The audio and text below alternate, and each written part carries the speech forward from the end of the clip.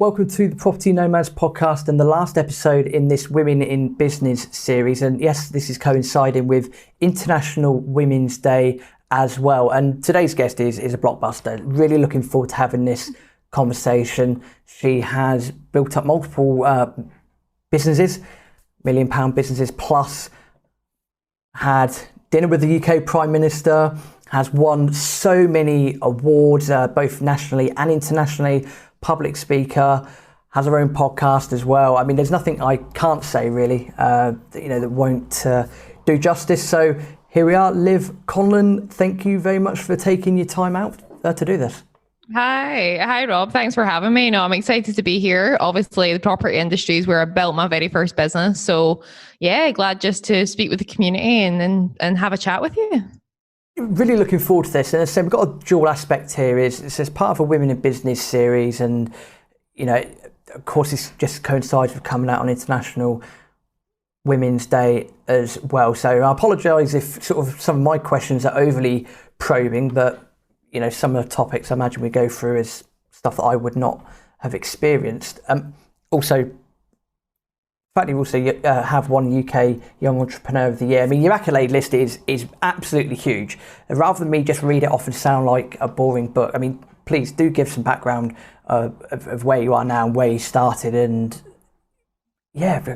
crack on with what we want to say, because there's so much to go through. Yeah. So my journey's it's not been the longest journey, but it certainly has felt like it. So when I was in school at 16, I basically had the grades to do whatever I wanted at university, but I knew that wasn't a path for me. Like, I didn't take direction very well.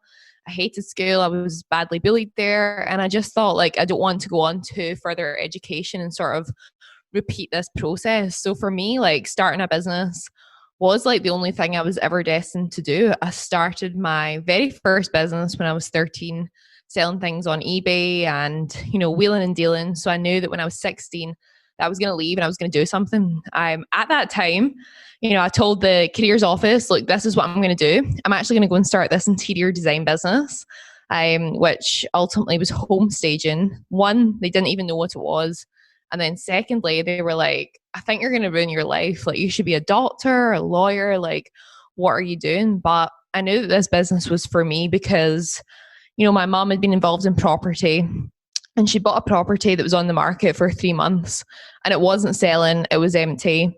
And I'd heard of this concept called home staging, which is pretty big in the US, but in the UK at that point, no one was really doing it. So I thought, why don't we stage the property and see what happens? So we staged it. It sold within 3 days above the valuation. And I realized, like, actually, this is a service that so many other property investors need. Why don't I start to supply it? I'm really good at it. And I could make a go of it. So I left school at 16, started the property stagers. And by the time I was 19, we'd hit £1 million a year in turnover. And we were probably grown into the UK's largest company that offered that service on a commercial basis. So it was a quick journey. But there was many challenges throughout that. I'm now 22 and still have that business amongst other ones too. Incredible start there, and of course that's led you to having multiple awards, speaking internationally, and obviously that works hand in hand with travel as well. I mean, is there when you started out, at any point was this the plan, or was this just let's see what happens and one thing's led to another and here we are today?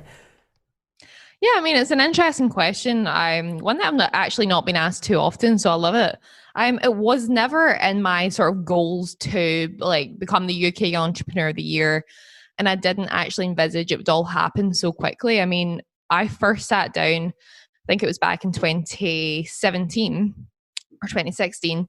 I sat down, I put out my goals of what I wanted to achieve, and in my second year in business, I wanted to turn over £40,000. And that was the year we hit $1 million. So you can imagine that what my goals were and then what actually happened in reality. I mean, it was a mixture of 18-hour days, 7 days a week, and extreme hard work. But it was also a mixture of hitting a service at the right time and being able to market it in the correct way. So is it fair to say that there was, of course, the hard work is the hard work. We've got to put the hours in and do it. So you say there was a little bit of luck there in terms of the timing of the product and the service and the market. Yeah, I'd say there was a little bit of luck there. I think everybody that makes it successfully has just that tiny element. I think it's being able to identify it as being the right thing to be doing and then being able to take the leap into it, because I mean, it wasn't easy, as we're going to talk about today, being in a male dominated industry as a 17-year-old. So yeah, it was challenging, but I was up for the challenge and I had this like fire in my stomach that was just not going to let me give up.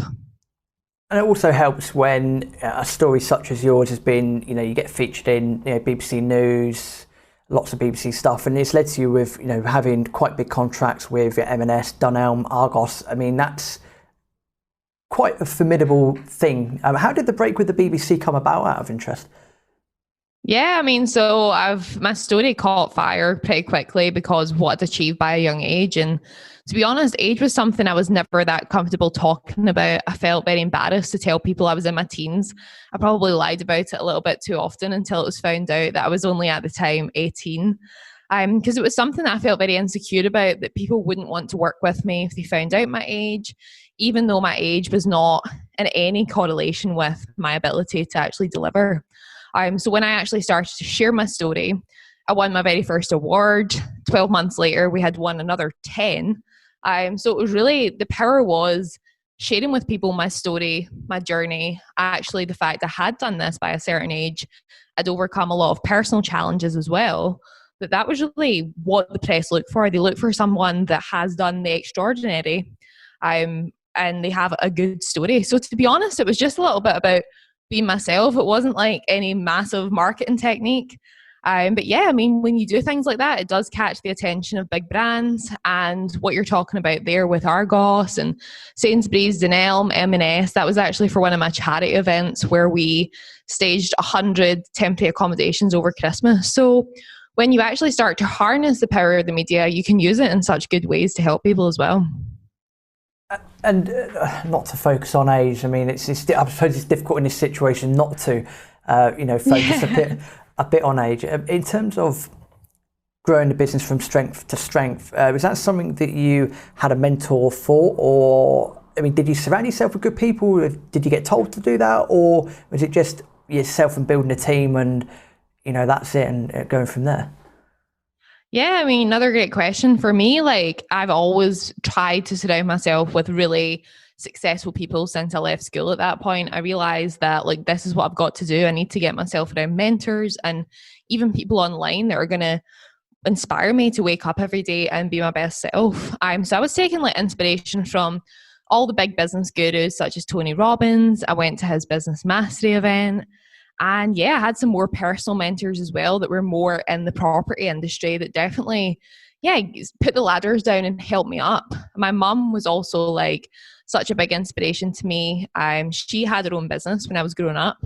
And then when I was 18, she left her business to join mine. So we worked together every day. So I think that alone was a really nice connection to have there, like a partnership where she could bring a bit more experience as she's a bit older, and then I could bring a bit more youthfulness, social media, and a fresher perspective. So I would say that she definitely helped me along the way, but I think looking for mentorship and looking for someone that can pass you down that roadmap and say, this is where you've got to go, these are the steps, it's invaluable. And I probably spend about 6 figures a year right now in investing in that type of mentorship. It's important to surround yourself with key people without a shadow of a doubt, because the information that gets passed down is invaluable. And you say Tony Robbins is a fantastic example of that, and there's many people within the property sphere and generic business sphere as well. I mean, going to where you are nowadays, obviously you've got podcasts, a lot of other things going on. So, but before we go into sort of male female aspects of things, what's next in line for yourself, your businesses? Any particular plan of action moving forward? Yeah, so what's interesting is I used to be really involved in the home staging side of things. I mean, I used to be the person that used to go and stage the property, whereas now I get to work a lot more on that business, the vision. I'm looking to license that brand. So we're going to be licensing that throughout the UK. So I'm much more involved in the visionary marketing type thing, which is totally where my skills lie. But then also like I'm super invested in working on my personal brand and growing that. So in my book, Too Big for Your Boots, I wrote the book in lockdown, and it's really a step-by-step guide on how to build a 7-figure brand. And it's particularly aimed at young people, because building a brand as a young person is a completely different sort of story to when you're older, in terms of how to stand out, how to use the little experience you've got and actually leverage it. So yeah, the book's been such a massive thing for me. I will put a link to that in the show notes as well. It's no easy feat writing a book. I can tell you that as well. It's not the easiest of tasks, is it? No, I mean, I think my book's about 44,000 words, and I'm just such a weirdo. I took like 6 days to write it, because I'm into like deep work. So when I put my mind to something, I'll just like block out my whole calendar. So I was writing like, a good like 8,000 words a day. Love it. Same with doing travel memoirs recently during first lockdown. It's the same, getting to deep work, and then you start remembering all these things, or I'm going to write this, I'm going to write that, and 8 or 9 hours later you're like, whew, and you're not even tired. It's great. No, I guess when you're in your flow, like you just don't get exhausted, do you? You're just like, you could just do it every day and all night, all morning. Yeah, so true. It's very easy. It doesn't work for everyone though. Let's be honest. No, it's the few and far between that I think are able to sort of get into that state. But yeah, fortunately, I've been able to train myself to do it. In terms of International Women's Day, I paused because, again, I'll be honest, in terms of pushing boundaries, it's quite uncomfortable for me to have to ask these questions. But I'm going to ask them anyway, because it's the whole point of this series. Do you think it's a sad state of affairs that we have to have an International Women's Day? Yeah, I mean, I think I'm not aware, but I don't think we have an International Man's Day. I'm not sure if we do. But it is, I mean, there is this big question posed around this type of thing, like International Women's Day. Why do we call females that are in business? Why do we point them out as boss babes or ghetto boss, or all these different like sort of titles that we give ourselves? I mean, it's also pretty fitting because, so few percentage of entrepreneurs are female. And it's like 60% of women don't believe they can start a business because they don't have the confidence. And I think those sort of statistics actually put this really in black and white to see that, things need to change. Like, women are changing the world. I mean, Kamala Harris, we've seen some incredible things happen in the past couple of years. So I think we're definitely on the rise up. But do we need that type of day? I think every day should be International Women's Day, in my opinion. Totally agree. I was going to say, probably, we say is there an International Men's Day. I think most men would probably say, it's the other 364 days of the year, which again is, patronising, misogynistic. Call it what you will. I mean, I say that, in jest, of course. In terms of being in such a male-dominated industry, okay, property, for people that are in property, they kind of know what's going on. But if you're not overly used to property, and it's one of the many industries where, sort of men are walking around holding their cojones going, oh, check out this deal I've just done. I've got 800 properties. What have you done this week? And it's, how big's your ego? How can you massage that ego and that sort of stuff? But I found, not just in this series, but from the women I've spoken to that are in property, it's fascinating, because you just be sat around in a chat and someone will turn around and go, oh, yeah, I signed that deal last week, £3.5 million, and going to create like 120 apartments. And you just kind of you sit back and go, yeah, nice, that's awesome, because they're not always out and about on the roof shouting about it. Yeah. And again, I don't want to bring age into it, but I kind of have to. Starting off that young in such a male-dominated industry, how did that feel? How did that work for you? Yeah, I mean, it was challenging. So, for example, when I first sort of came onto the property scene, I was 16. I had long hair. It was long, curly, and blonde, and I actually cut my hair short, so I looked older, which actually worked. But yeah, definitely felt the need that I had to sort of look a bit older. I was always like, I've always been a bit different, worn bright clothes, done different things. So when I kind of came onto the scene, mainly around networking events in like Scotland, people I think were a bit shocked to see me there and thinking she might just be someone's assistant or maybe she's here on work experience. God knows what she's doing. But yeah, so it was threatening because, you know, you walk into one of these events and it's mainly middle-aged men in suits and you're trying there to sort of like pierce that atmosphere. And for me, because I was speaking about something that is so feminine, which is interiors, so sofas and cushions and artwork, it was quite challenging to get someone's attention when they were talking, as you mentioned, like, I've just done 120 apartments, or I've just done this, or achieved this. I think as women, we also have, we try and dumb ourselves down a lot of the time as well. So for example, you would walk into one of those events and be like, oh, I just do home staging, and we play down what our actual skills are. And I think that's something we put on ourselves, but it's something that we should try and change. Because, you know, we deserve to be there as much as any man in the room. So yeah, it was challenging. I think once I started to own who I was, though, and started to own my age, people started to take notice. I think it was when I was insecure about it, I made other people feel a bit uncomfortable. But I think at all points you look at yourself and you think, how could I improve? Like, how could I be more confident? And to be honest, sometimes when you're the only woman in the room or one of very few and you're totally owning who you are, you will stand out more than anyone else in the room. And that, I would imagine, comes down to sort of building a brand over time and having confidence in yourself as an individual. Is that correct?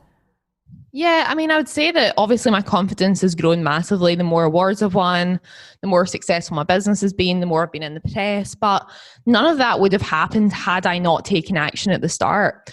For me, the only way to build any sort of confidence with whatever it is taking action in what you're doing. So actually starting the business, having the clients, and just doing the day in, day out tasks that it takes to move the needle. So I think it's a cycle. The more action you take, the more confidence you build. And then the more action you're taking, the more successful you become, which again builds confidence because you have that sort of, I guess we could call it CV behind you to say, look, this is actually what I've achieved. I deserve a seat at the table.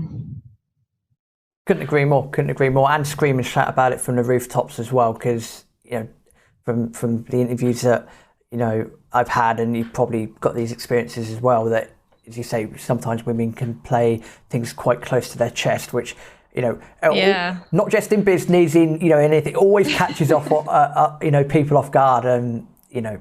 I mean, I think if you have had success, we should be able to express it in the same way that men do. I think as well, like, I mean, this is just not like put on men either. For me, like, one of the biggest judgments is from other women. Now, I try and like live this every day that, you know, I want to help other women to move up, to be more successful. But definitely one of women's biggest fear is being judged by other women. And especially in an industry that's male dominated, there's quite a lot of female competition there as well. So I would say that, you know, if you're female and you're listening to this, always be asking yourself, how can I actually help other women up and give them the ladder, than, try and judge them or put them back down. So ironically, he's almost hinting that women need to get out of women's way in order to be somewhat successful, or to become incredibly successful in any field of work that they do. Yeah, I mean, I absolutely champion collaboration over competition. If you are, especially in a minority such as women in business, reach out and support that women. Don't stand in their way, and certainly don't put them down. And I think as women, we've all experienced this, and we've all experienced the opposite as well, someone supporting you. And when you have it from that sense, like, women are an amazing tribe. And I think, you need to be there to support one another. In terms of, you know, people making flippant comments, I mean, I was, you know, sort of goes back a long time, but there's three of us that normally go rambling around every now and then, and you know, one of the guys was asking me what I thought on, you know, racial equality and, you know, Black Lives Matter and stuff like that. And I had to say to him, look, mate, I'm a white middle-aged guy. I do not know how that feels. I could not even begin to put myself into your shoes of how that might feel. It's pointless. I'm, you know, regular white guy. Like, point I'm trying to make, I guess, is in terms of comments that you might have heard, any harassment. I mean, I'm sure, let's not beat around the bush. I guess it would have happened. It probably always happens. Anything. What sort of comments have you had given towards you, and how did those comments affect how you then worked and your ideas and thoughts?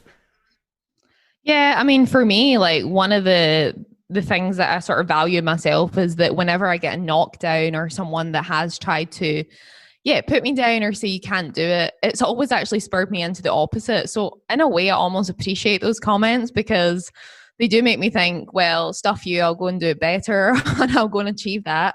And I think that's been me my whole life. Like, as I mentioned, I was bullied at school. And that was definitely one of the driving factors for me, as well as teachers saying, look, you start a business, you're going to ruin your life. And for me, it's a bit like well, watch me. I won't do that. I'll actually do the opposite. In terms of like sort of comments and things that I've had since starting in business, not particularly just in the property industry, but in business in general. I mean, you get the usual things like such as people think you're a secretary. People think that you probably are an assistant to a guy. I get a lot of comments still from men telling me how to run my business if I want to be successful. This can be from clients when you've quoted them saying, take £1,000 off of that, honey, if you want to make a successful business. So there's those things every day, and I think in a lot of ways, there's also just the way that in general that people approach you on the phone and things, such as you are speaking to the founder of the business and the CEO, and I think they just think you're a girl answering the phone. So I do get a bit of that, but I mean, the most powerful comment I've had so far has been at a property event. I had just had an interview with the BBC about my charity event, and I got into the lift, and I was at it was like a Christmas sort of do. And a woman actually, again, it was from a woman, met me in the lift, and she'd seen me on, I think it was BBC TV or whatever. And she said, oh, you're Liv, right? And I was like, yep. Hi, nice to meet you. And she said, oh, don't you just get too big for your boots? Like, just remember where you started. And I was like, okay, thanks. So it was basically, again, as I mentioned, like it was sort of like a dim your light. No one wants to see it. But again, that's what the book's called. So I'm really grateful to that woman. But yeah, I think we need to be careful about how we speak to each other and how we approach things because, male, female, race, gender, everything, it really doesn't matter. People are people. And I think that's the way we should view it. That's such an odd comment, isn't it, from that woman? But then again, of course, that's giving you the title of the book, so it's always I've had that comment, so many different ways from different people. That was the specific words she said to me.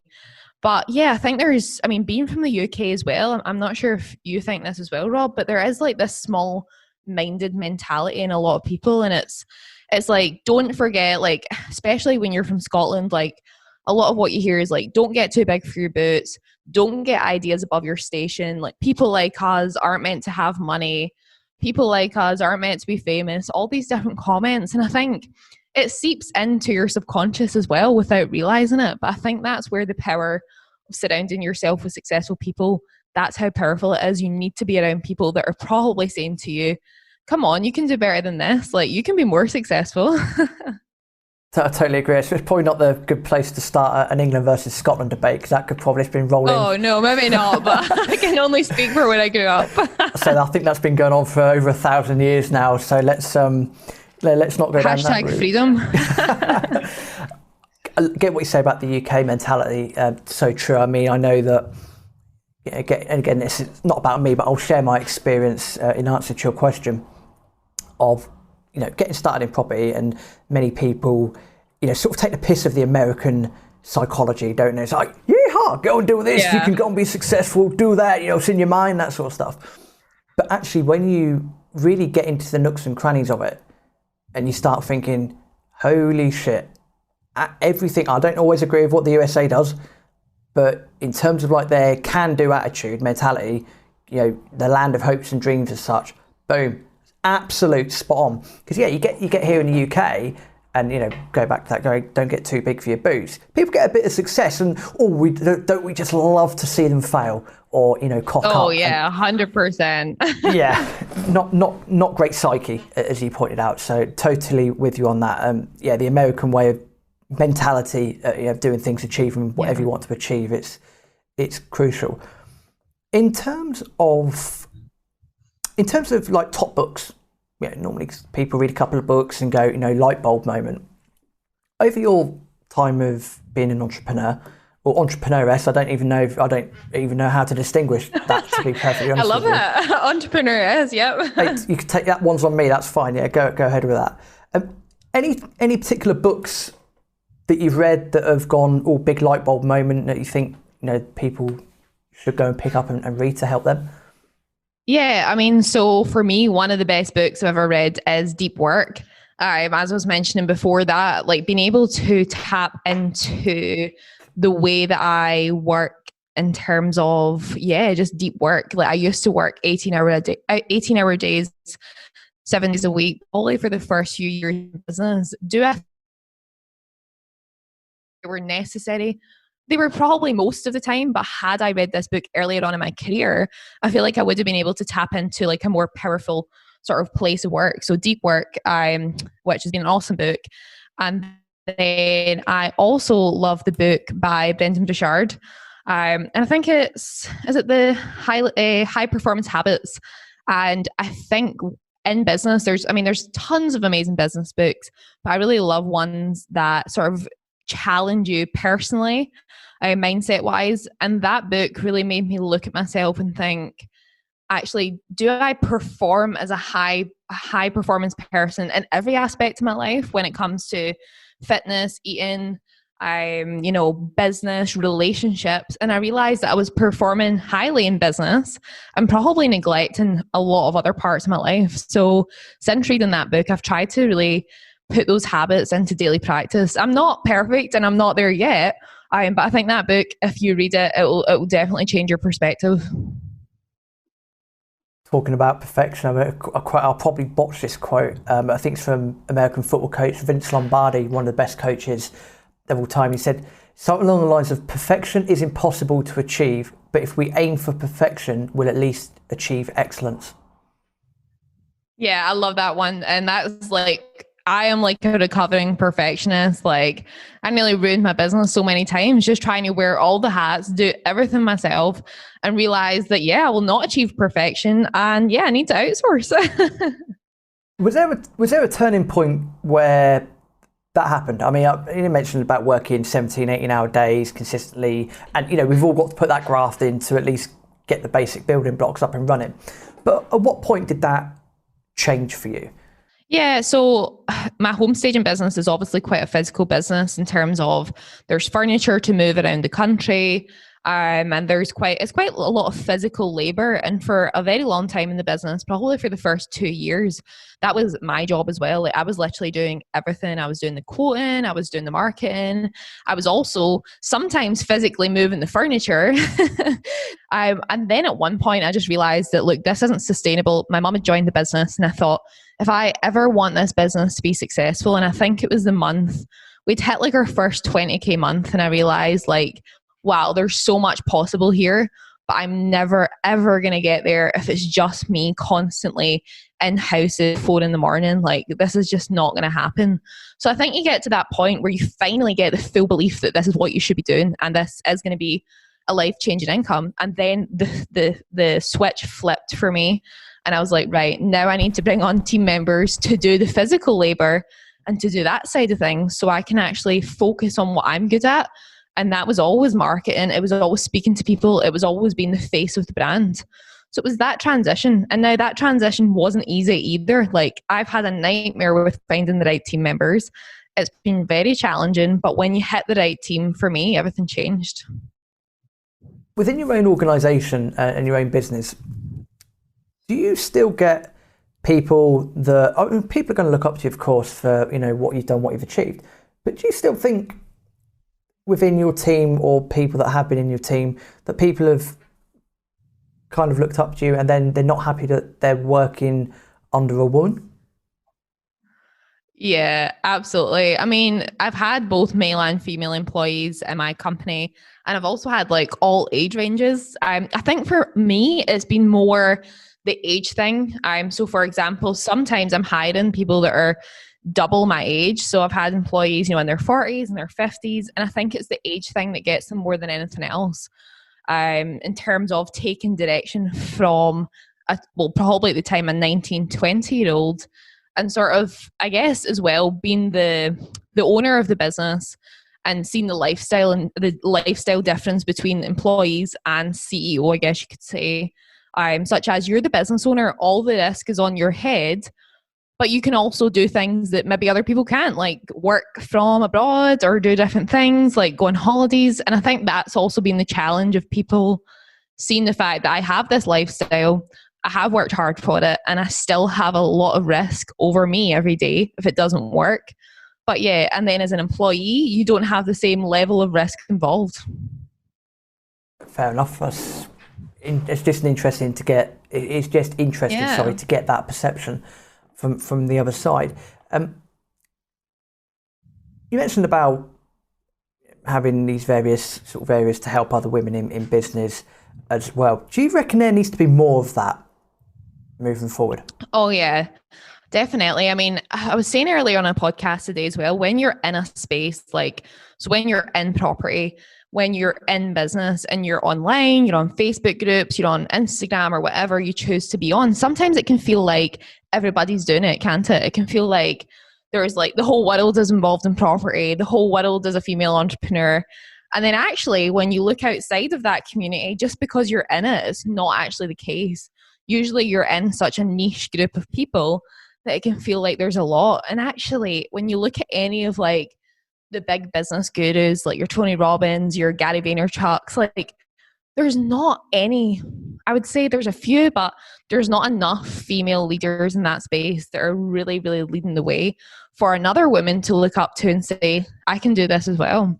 So I definitely feel there's need for more female leaders to step forward, to really shout about what they're doing, as we mentioned, and to, then pass down the ladder, I guess, as I like to say, or give the roadmap to other women how they can achieve it. Do you think an ideological question here? Do you reckon there'll ever be complete parity between males and females? I don't know if in the next, I don't know, let's say 100 years that there'll be complete parity. I don't know if I see that completely happening. I do see, though, already like a lot more female leaders, a lot more female entrepreneurs standing up and saying it for themselves. And to be honest, it's something I'm looking to work on as well. In like 2021, I want to impact 1 million young people's lives with coaching and entrepreneurship. And because I think it is the way forward for so many people, especially with what's happened with COVID and everything. I think we're going to see creativity being so much higher valued. And I think women are incredibly creative, and we can tap into this feminine power that men can't. Yeah, it's very easy for me to just sit here and nod and go, yeah, I agree. And it's like, I'll have to take your word for it. I always maintain that, by behind every strong man is an even stronger woman. It's one of those sort of cliche things, but it's true. It is so true. It's so true. That's men. I think there's two very unique powers that both men and women possess, and I think both genders can touch into each one. Females definitely have the more sort of sensitive, being able to connect with people a lot easier than males do. But then also as women, we need that sort of masculine energy as well. That's like our go, where we get shit done, we achieve things, but we can also tap into that softer side as well. And that all comes down to mindset as well, having that drive, having that ability. I mean, love the fact you mentioned deep work. Cal Newport is fantastic, full stop. Yeah, that book blew my mind. I was just shocked at what he was saying. Yeah, he's talking about getting rid of all the distractions, this and that. I've read it a few times. It's one of my favourites as well. It's on the bookshelf. In terms of role models, a couple more questions, then we'll sort of look to wrap up. In terms of role models that you've had, who have been your role models in so far in your entrepreneurial career? Yeah, so as I mentioned earlier in the podcast, it might sound a little bit cliche, but my mum has definitely been one of my absolute role models, literally in everything in life, business, the way she handles herself, everything that she does. I think it's really important to have a role model that's close to you as well. So we work together, we do everything together. So it's really great. Other role models, apart from like, the bigger figures in business, I really found like a lot of role models, I guess, from my community as well. Just like, being on a podcast is great. And also hosting a podcast has been like, for me, one of my favorite things to do. A lot of the time, yeah, we do it for brand building, but I just find myself being like constantly inspired every day when I'm on a podcast interview. And we've interviewed some incredible people. Now, probably my biggest role model is Mark Randolph, the co-founder of Netflix. He wrote the foreword to my book. So Mark is like such an incredible guy. Not only did he found like one of the most successful companies in the world, but he gives back on a daily basis. So big shout out to Mark. Yeah. Good stuff. That's awesome. It's awesome stuff. And again, we'll make the same point you've made many times. It's surrounding yourself with the right people.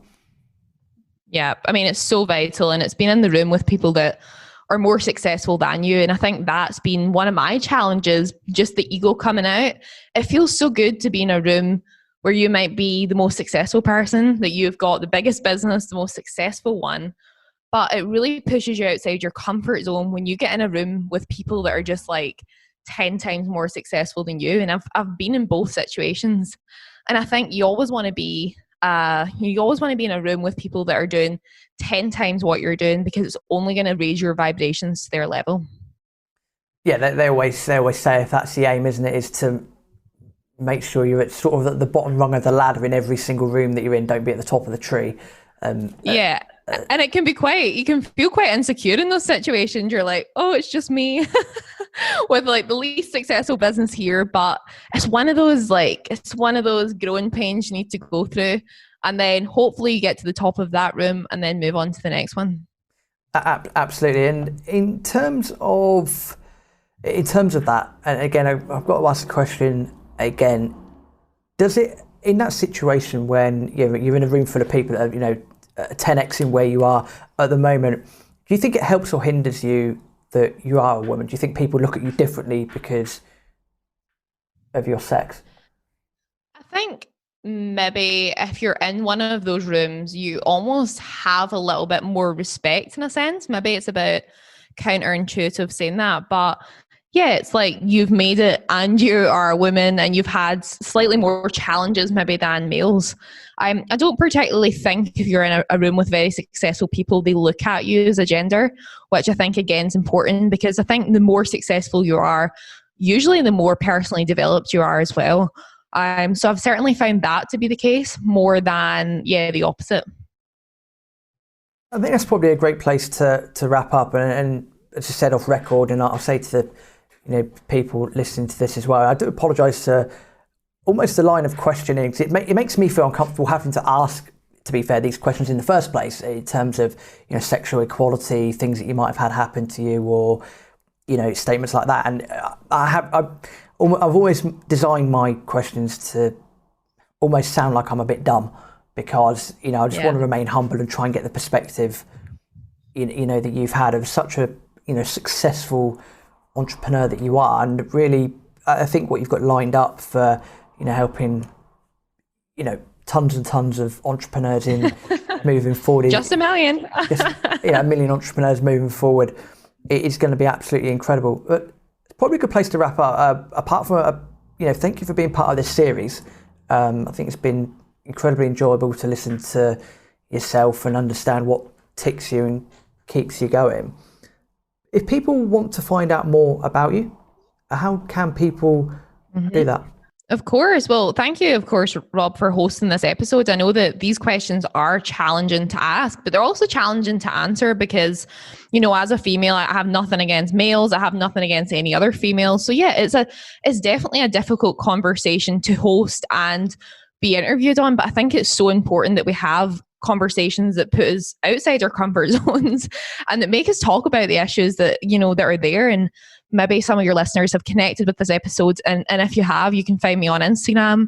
I'm at Olivia Conlon, and I'm pretty much at Olivia Conlon on all the social media platforms, Facebook, LinkedIn, literally anywhere, you'll find me there.